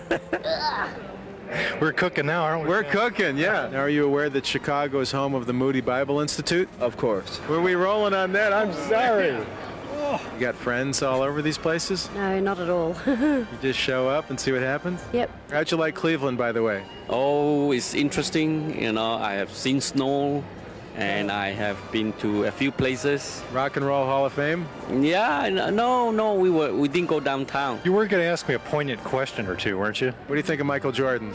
Who? Michael Jordan? No, I don't know him. I got to go, Ben. You got to go. Yeah, it's been fun. It has been. Thank you, Dave. You like Regis, too? Yeah. Who cares? Yeah! You're killing me. Coming up at Gigundo Southside Flea Market, and I get into a complete stranger's car. I wonder if that's Swaparama. Stay tuned. I gotta watch that. Is that Swaparama? Come on. Okay, there we go. Site of Swaporama. I was right.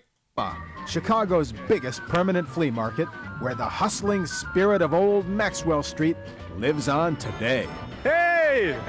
That's in Alsip, Illinois, a.k.a. Asslip. Yeah, this is the guy in the commercial, too. How you doing? Welcome to Swaparama. Who are you, sir? I'm Jim Piersky. I'm the Vice President of Operations for Swaparama Flea Market. Yeah, it's Jim Piersky, Vice President of Swaparama. Come on down. I love shirt. How much is it? You want my shirt? Yeah. 25 cents. 25 cents. Oh, great deal. I think it's going to go well with you. That's how things are at the flea market. Just buy the shirt right off your back. $20, What's the history? The history is Swaparama's been here since 1969. This location's been operating 5 full years now. You can buy cereal here. You can buy cereal. You guys got a shirt like the one you had? Nice shirt. I'll give you a buck. You got it. That guy's accent is violently South Side. Deal. Thank you. Deal. Who are you, by the way? Tom Blackburn. Now, you're cheaper than the food store? Oh, yeah. Is this your full-time job? Well, kind of right now because I haven't got anything else. Is that okay? You can buy produce, you can buy plumbing supplies, you can buy designer clothing, used tools, you name it, soup to nuts, as long as it's legal. If it's for sale, you can buy it at Swaparama. So what's it cost to do this then? $12 on a Saturday, $14 on a Sunday, $18 or $20 if you move inside. People have purchased gold doubloons here, didn't know what they were. A ball and chain from a Georgia chain gang was purchased. A casket over 100 years old. It was actually a casket for a child from the 1890s. The child inside? No remains, just a vacant casket. There's an old saying called flea markets recycle best. One man's junk is another man's treasure. That's very nice. Look at this action. Yeah, listen, Spanish dolls, baseball caps from all over. Team sports things are quite a big item. Just bought a roll of wine for my doorbell. Do you love Chicago? Oh, yeah. I wouldn't be any place else. Palmolive soap. This stuff is great. 2 for $1? Okay. 2 for 75. No, that's 2 for $1. 2 for $1. All right. Inside you'll find a little different mix. We have Asian, white, black. If God made it, they're here. This is what we call our produce hall. This is our black section. Just like being at South Water Market, Always a lot of activity here. Around the corner here, you're going to see a lady cutting hair. This beauty salon has been here for 5 years since we've opened this flea market. Right next to him is a professional photographer. He'll even make house calls. How is this different from having a photography business anywhere else? Well, I have a photography business, but... So I think...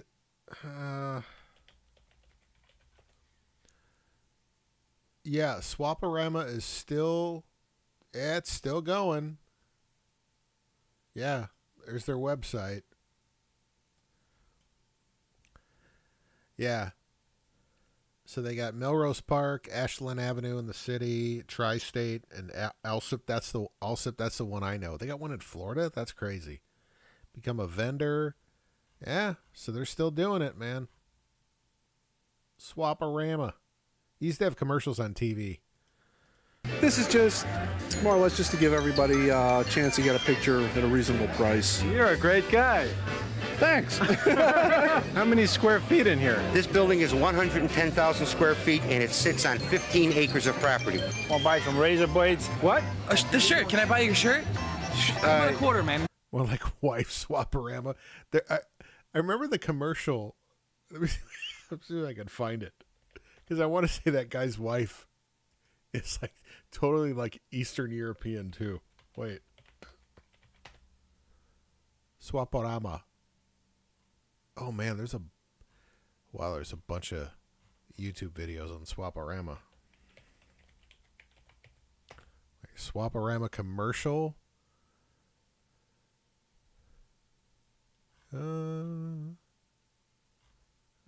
I don't think I'll find the one I'm looking for. I remember the one growing up, but I don't see it here.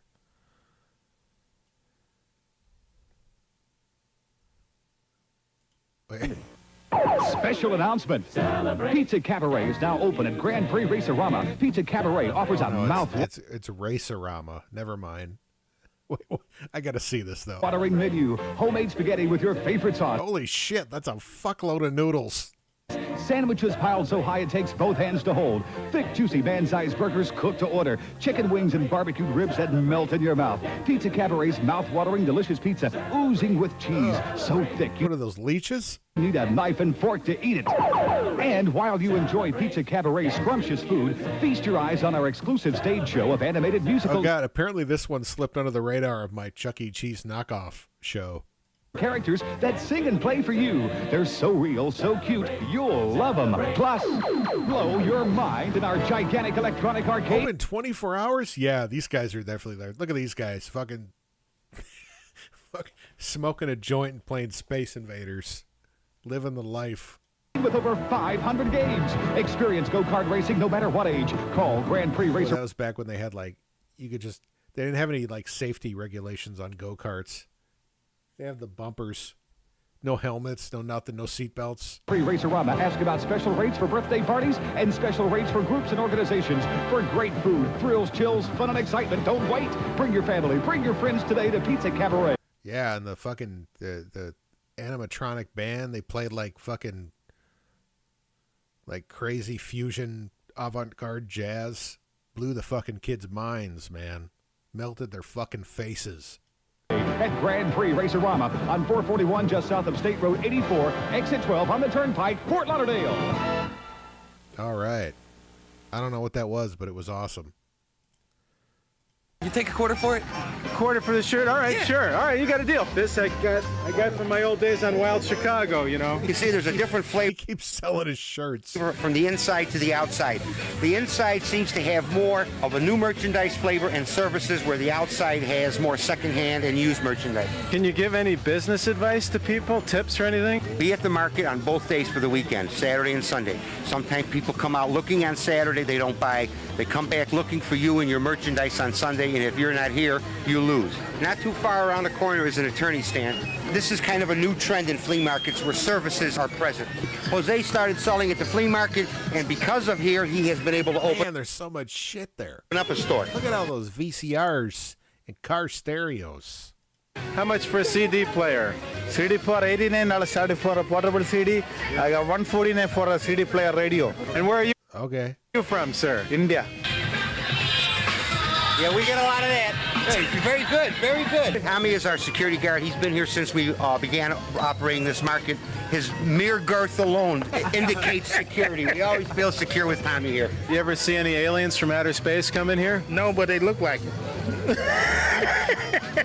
Jim! Yes. Saturdays and Sundays? Every weekend, rain or shine, 7 a.m. to 4 p.m. For complete information, you can call our office, 708-344-7300. All right, so what we did was we brought all our junk here, or some of our junk, and we're going to see how much we can sell. How much do you think I can sell, huh?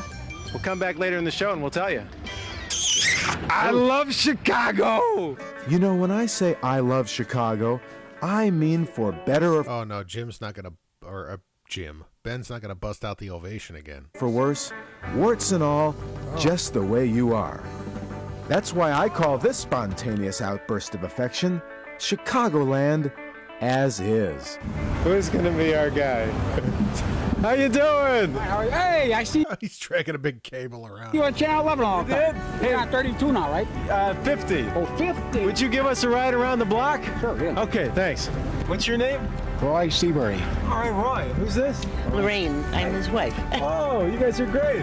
Yeah, I thought. Fucking smoking a cigarette in the car. You know why? Because there's ashtrays in these cars. That's a Roadmaster. They got ashtrays in every armrest and center console. I just jump in the car and talk to you people for a couple of minutes. Oh, more than welcome. Yeah, tell us about your lives. Retired Chicago police officer. She's worked for J. Walter Thompson Advertising Agency. Oh, what'd you do for them? I was a production manager, making of ads and helped on TV commercials. How far you want to go? Just around the block or something. Do you remember the first date or the first time your eyes met? Oh, gosh, that's when my car was vandalized. And that's how we met. He came to make a report. You're kidding? Someone had taken a crowbar. I have this beautiful new Camaro. And someone took a crowbar and mashed it up a little. I joined the Marine Corps right around the corner from here, 1951. I went to Korea in 1950. I love watching these because this accent is disappearing. Like if you go to the city, like you'll find people that still have this, but it's everyone like over 50 that might still have this accent, but anyone younger than 50, this accent is gone. And you know, it's yeah. It's just being wiped away, and it's kind of sad, you know, but you know, but it's just I love watching these videos because like every other person talks like this, you know, back then. So you saw some action? Oh, plenty. My battalion, we're having a reunion next year in Chicago. 3rd Battalion, 7th Marines. They call us the Ghost Battalion. Why? We got wiped out so many times. Really? Yeah.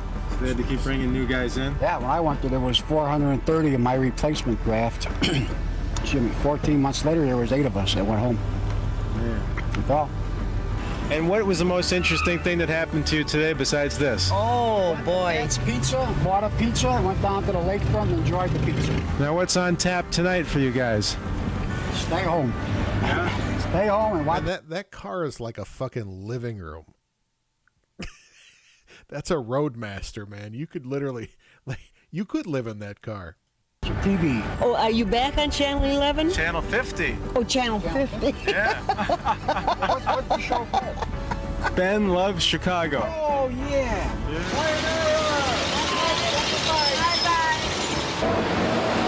Oh no, they're in a BMW. Oh, swanky. For some reason, I thought they were in a Roadmaster. Attention, perfectionists. Do you know where this building is? I'll give you a hint. It's on the north side. When we come back, I'll show you where. All right. And the silence. Or winding down. Who says there's no such thing as perfection? It's right here at the corner of Fullerton and Jansen. Wrightwood Realty Company, Covenant Mortgage Corporation, Wine Shippers, and Wrightwood Management, all in this building. A part of Chicago I love. Meanwhile, back at Swaparama. Jim, have you ever seen as disorganized a corner as this then? No, but that's typical flea market. Lay it on the ground, put it on the hood of your car. That's real flea market. Altogether, how much did we make? Yeah, that's Ben's wife. I figured this out long enough. She's been on enough times where I figured this out. My guess is we made a good $18. $18. I made $7. On what? That's his fucking kid. Barbie clothes. Stupid Barbie clothes. All right. Hey, how much you want for that shirt? This shirt you got to earn. You have to come to work for me to get this shirt. That one I'll take, though. There you go. Atta boy. Look at that. Oh. Got an idea for the show? Write to us at P.O. Box 14844 60614 or call 773-918-5170. Adscape. And visit the website at www.adscape.com. Yeah, this was when the internet was like an afterthought. Like, oh no, write or call. I guess if you want to, here's some shitty website. /Ben. Next time, Southside Steppin', more firefighters, and playwright Steve Martin. The water is coming up on me. Oh no, he's got the fucking ovation. Water is coming up on me. I'm gonna drown.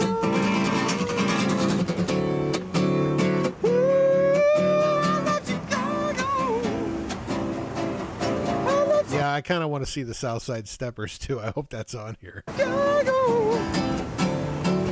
I love Chicago. And my name is Ben. And I love Chicago. Ooh. All right. I'd say that's a good way to end the show. End the plump. So what do we do tonight? What do we learn tonight? Hold on here. I need music. All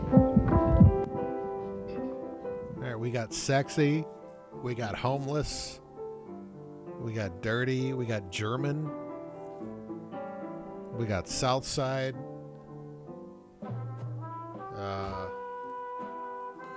We rode on some go-karts, some very unsafe go-karts. We got violently Southside. That's what we did.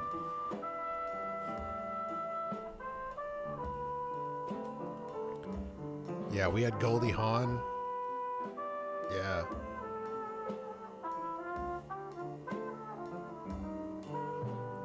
Anyways, thanks Jay, thanks buddy. Apparently Ian couldn't make it tonight. He said he might, but you know, that's okay. That's okay. Stay tuned, stay tuned until next time. We will. Oh wait, the screen's black. I can't have that. Where's my? Oh, there we go. Oh, good Lord, I've got so much like highlighted here. There we go. All right, thanks to Hal Green. Thanks to Frank Massey. God, I wish they'd upload some more Stairway to Stardom episodes. Somebody's got it. Somebody's got them.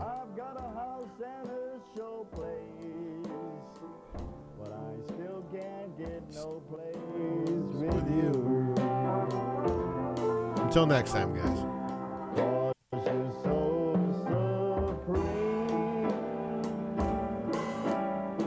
Lyrics I write of you, I dream both day and night of you. I scheme just for the sight of you. Oh, but what good does it do? I've been consulted by Franklin D.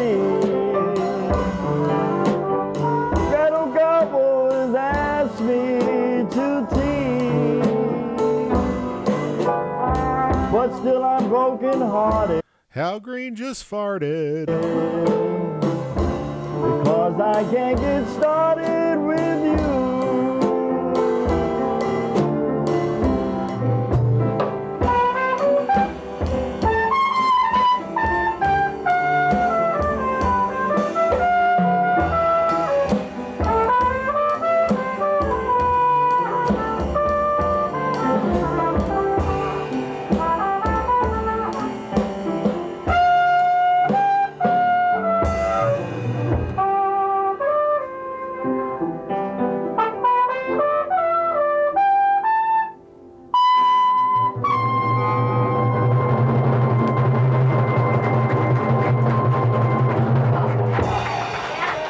guys. Claude Dunson on trumpet, Tony Coluccio on piano, and Hal Green on vocal and drums.